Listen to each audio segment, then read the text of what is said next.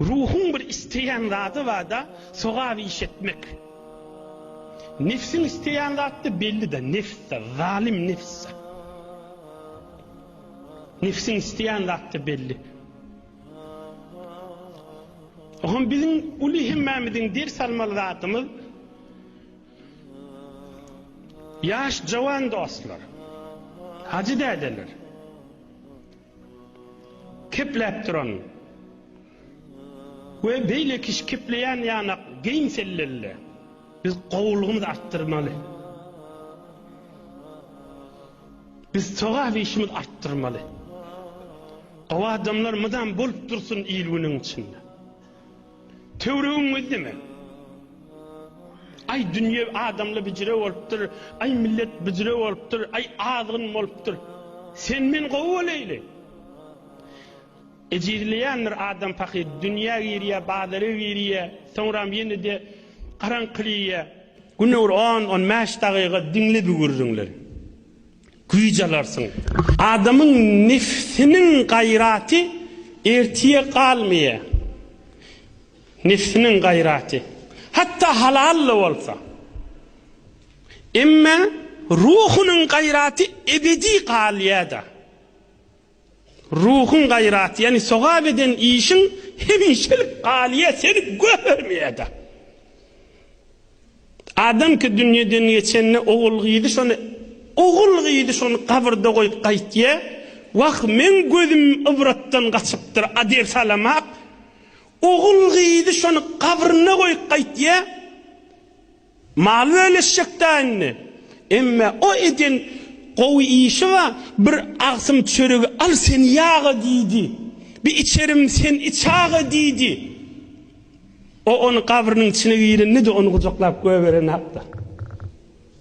O kıyamette de göğevermeye. Kılan tehreti, okan salavati, ecil garibi güldüreni, innilmeyen adamı hoş edilliği, horhomsini inneyelliği,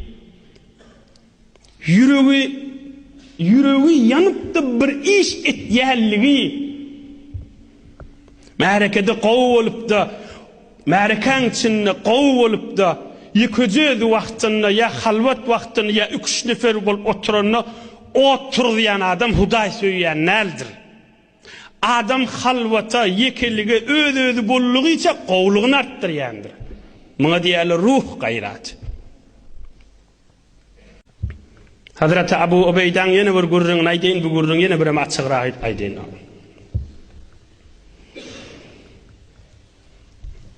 Hazreti Halid ibn Velid Müslümanların üstünlemiştik, koşun sürüp durmuştuk. Ul şehri Müslüman etcek boluptu. Hazreti Halid ibn Velid Seyfullah Allah'ın kesir kılıcı Hazreti Halid ibn Velid fermande olup baş olup Müslümanlar sürüp bariyanmıştık. Ul şehri Müslüman etmeden için. Yine 20 günlük şu tadı evlenmeli. Şu Müslümanların üstünden vezzep duran şu koşunun başı Halid ibn Velid. Kimin dövründe? İnni şimahal Hazreti Ömer halife vallahi. Hazreti Ömer nama yazıptır. Abu Ubeyde baş olmalı. Şol koşunun üstünde deyiptir. Abu Ubeyde'nin namı vardır. Namanı okaptır, açık biliptir Hazreti Ömer'den. Sen baş olmalı, şu koşunun üstünde deyiptir. Naman düğürlep, koltuğuna cübsünde koyuptur. 20 gün sonra o ul şehir Müslüman oluptur. Ul şehri İslam'a geçirttirilir. 20 gün sonra havluqman cid Halid ibn Velid'in yanına varıptır. Hazreti Ömer'den name geldi. Sen çıkarılıp men baş olmalı oğlum deyiptir. Hazreti Halid aydıptır. Yerhamukallah. Ma mena'ake en tu'limeni hine ca'ak. 20 gün bundan ozul sana name geldi. Şmahaletçiliğinden deyip aytmadın deyiptir. Hazreti Abu Ubeyde aydıptır. İnni kerihtu en aksira aleyke harbeke. Kızgın yana meydanını çalışıp bädin, kızgın meydanını savutmayın idim diptir. وَمَا أُرِيدُ سُلْطَانَ الدُّنْيَا وَلَا لِلدُّنْيَا نَعْمَلْ. Dünyanın zorunu istemek men bir işten diptir. Dünyanın özünü istemek diptir. 20 gün sen baş bolanda näme, men baş bolamda näme? İslamiyet dini we süfse bolýa diptir. Kızgın meydanını çalışıp dudun, bedenin savutmayın idim diptir. Sürgünün savutmayın idim diptir. Sürümün savutmayın idim diptir. Alıp çıkandan soň haber bererin idim diptir. وَمَا تَرَى سَيَسِيرُ إِلَى زَوَالٍ. O men mollum, men eşdi ölkütecek da diptir. O da gowaljaqmyň diptir. Hazreti Halid ibn Walid aytypdyr, maňa da farky ýok dipdir. Men Hudaý üçin ýürüýümden soň sen üstüňden wezdiýän bolamda näme, etegiňdäki ýortup beren biri bolamda näme dipdir. Ine maňa diýäli ruhun gaýraty. Maňa diýäli dinleň, maňa diýäli daşlary gowadym. Wagt bilen pälleri, bilen zanlary, bilen pikirleri, bilen niyetleri daşyndan gowrak adamlar. Asıl mana ştay. Bilen daşlary gowadym. Emme içleri daşyndan gowmuşdyk. Daşı jäjek, içi möjek demişdikler. Halkın arasında gowja adam, ya bir puhara adam. Ýeközleri gawada geçenni oturýan demişdikler. Hudaýdan korkýanmışdikler. Zanny yaman demişdikler. Gawadammışdikler. Ansanmışdikler. وَلَقَدْ كَرَّمْنَا بَنِي آدَمَ وَلَقَدْ كَرَّمْنَا بَنِي آدَمَ. Adam oğlunu hewri siligletdim diye Allah Taala. Şol adamlaryň şolun yüzünü, şolun amalyny keramat yüze çykýar. İnsan heywandan parhyllygy, musulman kafirdan saýhally parhyllygy şolun amalyny yüze çykýar. Peygamberimiziň bir dugasy varmışdyk-da, Hudaýa meniň daşym gowy bolsun, içim daşymdan gowrak bolsun diýänmişdik. Bular şu dogany Hudaýdan dileýänmişdikdir. Bilen daşı gowmuşdyk.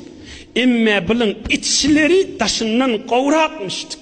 Cemaat men şikefi öwürläbersem Hudaýyň ýanynda tutulmaryn, daňatýança öwürlesem-de. Daşlary gowmuşdyk, içleri daşyndan gowrakmışdyk. Ahir diniň manasy şu. Daşlary gowmuşdyk, içleri daşyndan gowrakmışdyk. Onun bunun ýanyna ya bir neçe adamlaryň ýanyna gowwerinjek bolup, emma ogrynça zaýlayan adamlardan dämişdikler. Çyn gow adammışdikler. Bular ruhun gow terbiýet beripdirler jemaatla. Ruhun bir isteýän zady wada, soga işetmek. Nefsin isteýän zady belli de, nefs, zalim nefs. Nefsin isteýän zady belli. Oňa bizim uly himmemiziň ders almaly zatymyz ýaş jowan dostlar. Hacı dädeler. Kepläp duran.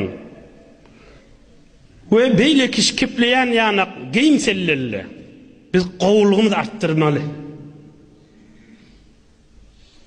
Biz soga işimiz arttırmalı.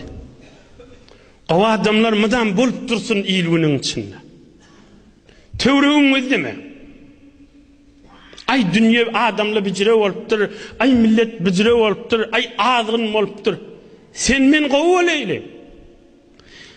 Ejidleýänler adam pakir dünya giriye, bazary giriye, soňram ýene-de garaňkylyğa, günür 10-15 dagyga dinle bugurdyňlar. Güýjalarsın. Qadim gowa adamlar näme diýipdir? Wagt aýdylmadyk gürüň almanlar. Qadim gowa adamlar aýdypdyrlar. Ey inniki gelecekler. Yüreğinizde nuru iman köşüyse gawa adamlar bilen oturuşun, güýç alarsınız diýipdirler. Olar aýdypdyrlar. Gawa adam tapmasak näme diýili diýipdirler oturuşmaga. Gawa adam az alsa ya can ýokary bolmasa näme diýili diýipdirler. Onu geçen gawa adamlaryň gürrüňini eşdiň. Özleri bilen oturşan ýal güýç alarsınız diýipdirler. Ene Abu Ubeyde bilen oturşdyk bir gece. Hazreti Abu Ubeyde radıyallahu anh bilen oturşdy. Yürüýünni aýaklaryny ýygnap dogry yürüýip bilmäni.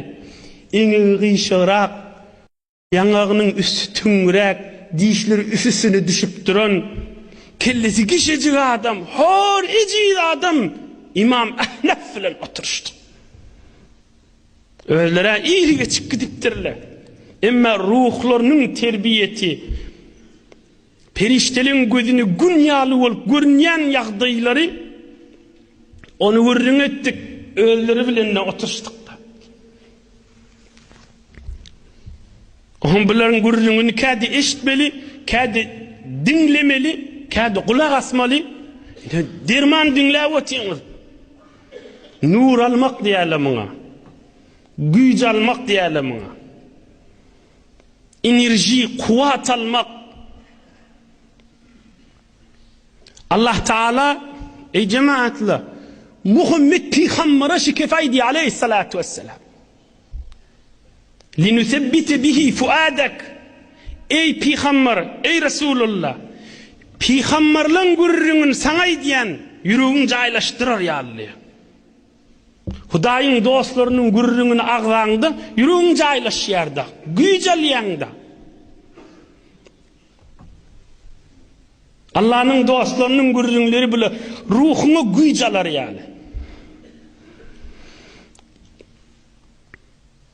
Gayrat etjek diýsen başararsın.